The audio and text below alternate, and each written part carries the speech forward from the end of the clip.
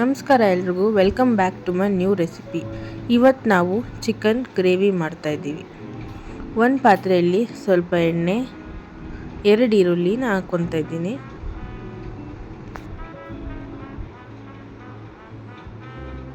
ಈರುಳ್ಳಿ ಎಲ್ಲ ನೀಟಾಗಿ ಫ್ರೈ ಆಗಬೇಕು.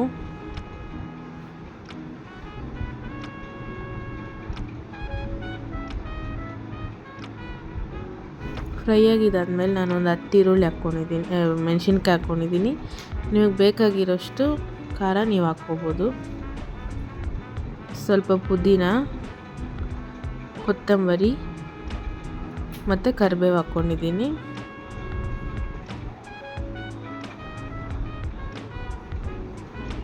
ಇದೆಲ್ಲ ನೀಟಾಗಿ ಫ್ರೈ ಆಗಬೇಕು.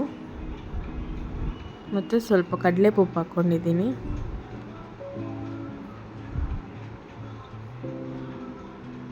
ಇದನ್ನೆಲ್ಲ ನಾವು ರುಬ್ಕೋಬೇಕು ಫ್ರೈ ಆದಮೇಲೆ.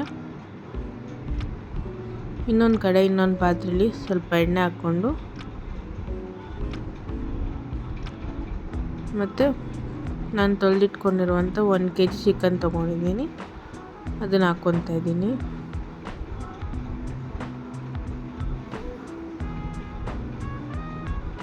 ಚಿಕನ್ ಎಲ್ಲ ನೀಟಾಗಿ ಬೇಯಬೇಕು.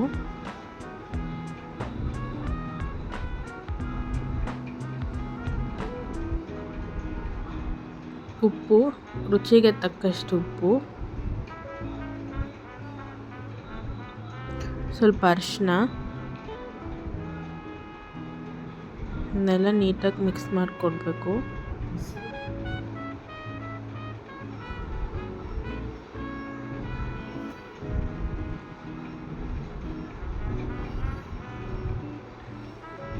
ಸ್ವಲ್ಪ ಮೊಸರು,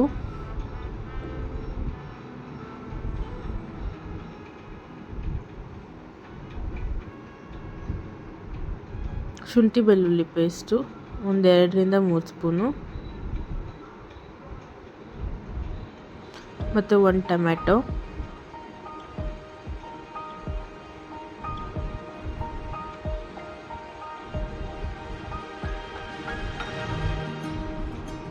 ನಾನು ಪೇಸ್ಟ್ ಮಾಡಿ ಇಟ್ಕೊಂಡಿದ್ನಲ್ಲ ಅದನ್ನ ಹಾಕ್ಕೊತಾ ಇದ್ದೀನಿ.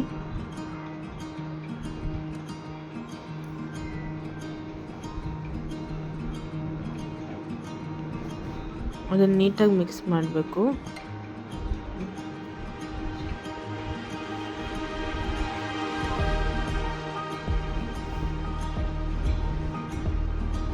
ಒಂದು 2 ಸ್ಪೂನ್ ಧನಿಯಾ ಪುಡಿ,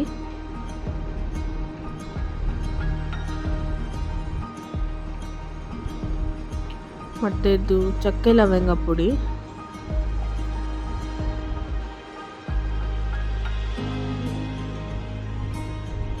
ಮತ್ತು ಲಾಸ್ಟಲ್ಲಿ ಕೊತ್ತಂಬರಿ.